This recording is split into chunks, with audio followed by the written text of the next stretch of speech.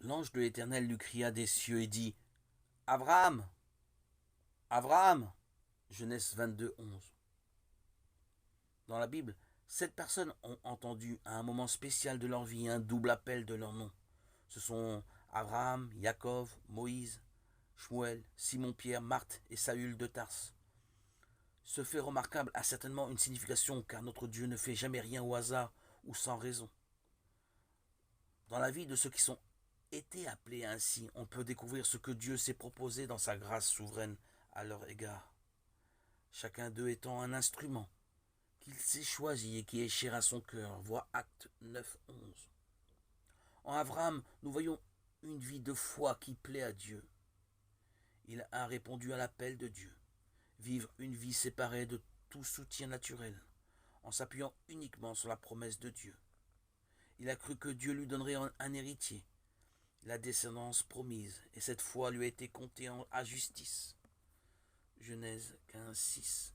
Son exemple a été utilisé par l'apôtre Paul pour illustrer la doctrine de la justification par la foi. Romains 4, 9. La foi d'Abraham brille de manière éclatante lorsqu'il est mis à l'épreuve. Va-t-il consentir à offrir son fils Isaac? Son obéissance à Dieu en livrant l'héritier promis était une œuvre de foi. Jacques 2, 21. Il croyait fermement que Dieu était capable de ressusciter Isaac d'entre les morts. Hébreux 11, 19. Nous l'entendons dire au jeune homme: Moi et l'enfant, nous irons jusque-là, et nous reviendrons vers vous. Genèse 22, 5. Il savait qu'Isaac reviendrait avec lui de la montagne. Ainsi, la vérité de la résurrection brille dans l'un des types les plus remarquables que l'on trouve dans les Écritures.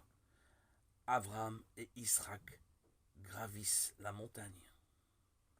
Les deux ensemble, verset 6, image de personnes divines unies dans l'œuvre de la rédemption. Colossiens 1, 19, 20. Le Fils bien-aimé du Père se soumet volontairement au sacrifice sur l'autel.